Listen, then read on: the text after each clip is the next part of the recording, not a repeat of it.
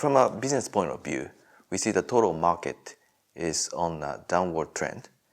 The market itself is shrinking, unfortunately. However, inside the market, there are lots of professionals, enthusiasts, and advanced hobbyists. Those customers are very, very active and demanding, which is revitalizing the total ILC market. And I think in the future, the photography and the videography, which is currently kind of separated from each other, will be merged into one big industry. So although the total market is shrinking or on the downward trend, I think the future is very, very bright, brilliant, thanks to those demanding customers. How we see the mirrorless market or mirrorless business today, I think this movement originally started from Japan market, and now it's spreading out all over the world. And mirrorless used to be the term for smallness or lightweight. However, in reality today, mirrorless is actually a different term. And we're trying to make a new mirrorless cameras, which is high quality, small size, and lightweight. And the combination of those three will make a new term for mirrorless, I believe. And we're currently doing the business with the mirrorless worldwide. And our business is increasing, and we're thanking our customers a lot for that. And however, we don't call it success yet. Still, from a DSLR point of view, ILC point of view, we are not the champion yet. We are challengers. And we don't have a long history as a camera maker, manufacturer.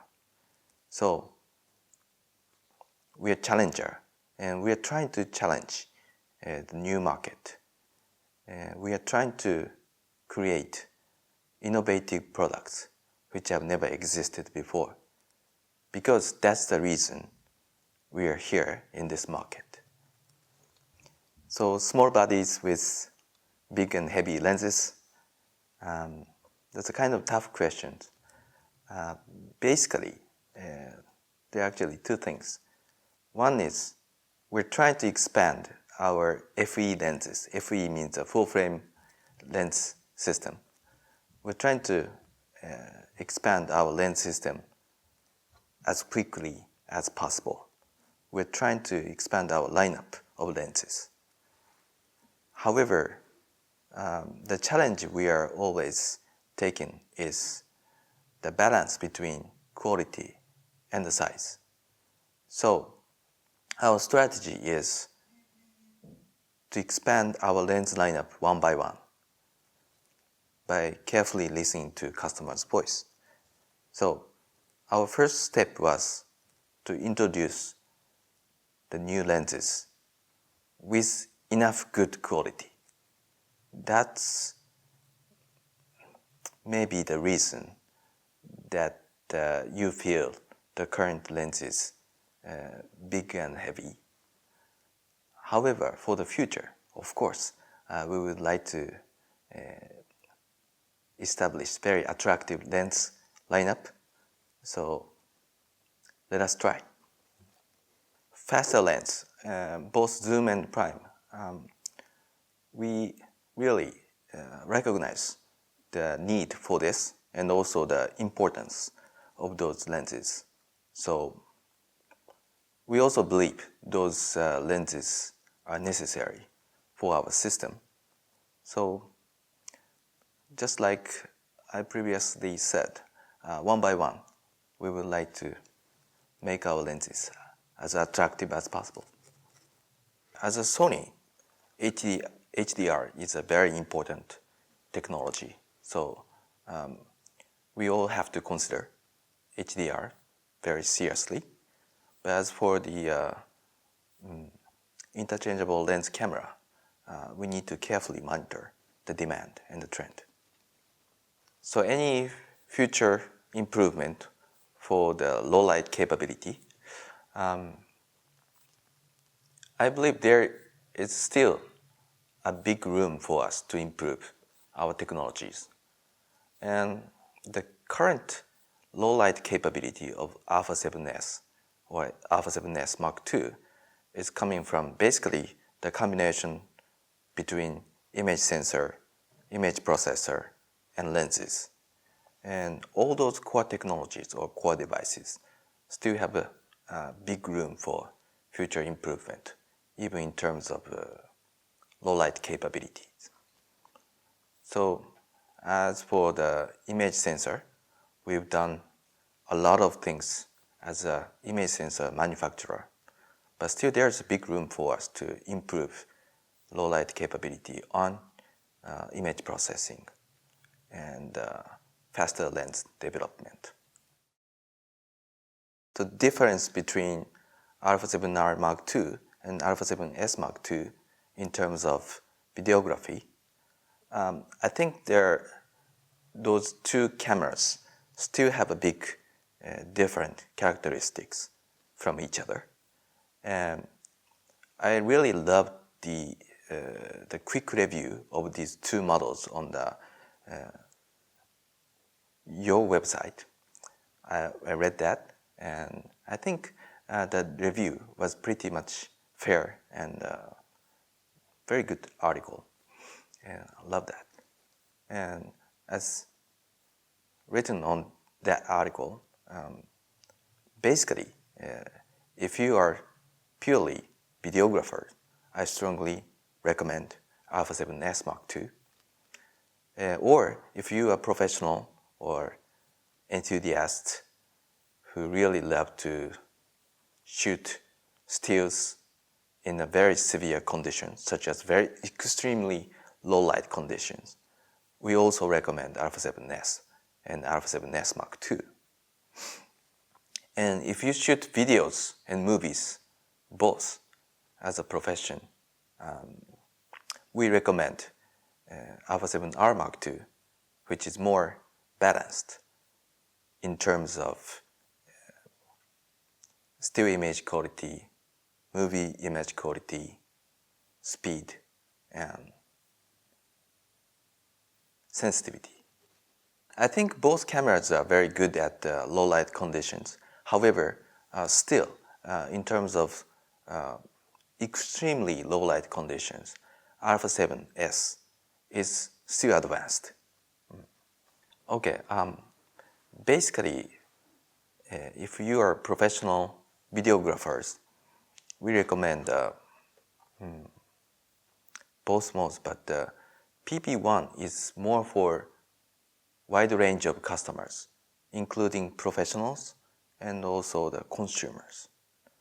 So it's kind of Sony's standard gamma for video, targeting wide range of customers.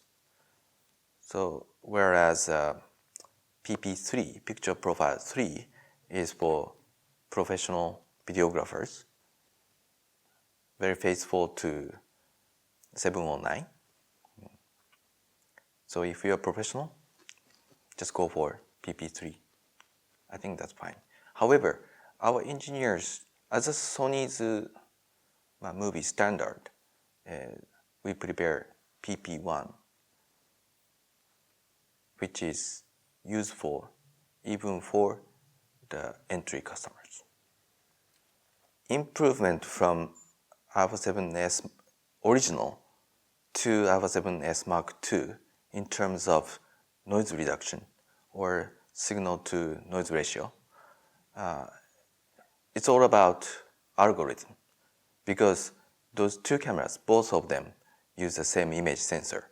So difference is basically coming from the algorithm of how we treat the noises generated from the sensor.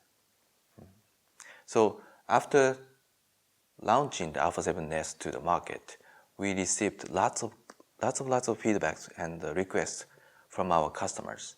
So we carefully listened to them and made a big improvement on our algorithm. So in regards to overheating issues, yes, we are carefully listening to our customers and monitoring the what's happening among the customers. And overheating is something we cannot perfectly avoid, but there should be a room for us to improve the current overheating issues for the future. Basically, overheating comes from the temperature going up inside the camera, and those rising temperature actually gives damage onto the image quality and also the camera systems. So the overheating and or thermal shutdown is something that happens, but actually we need to try to improve the situation. The reason that you cannot use the shutter button for recording movie today is that currently on the camera, you have to use the shutter button for the autofocus during the movie. So when you have pressed the shutter button during your movie recording, that will bring you the adjustment of autofocus. That's the specification right now. So if there's a need for improvement, we have to consider it for the future. So basically, the reason that you can't use the LCD and viewfinder when you're using the external recording system is it's the specification, and there's a system requirement which is preventing that solution. So for the future, we need to work on that.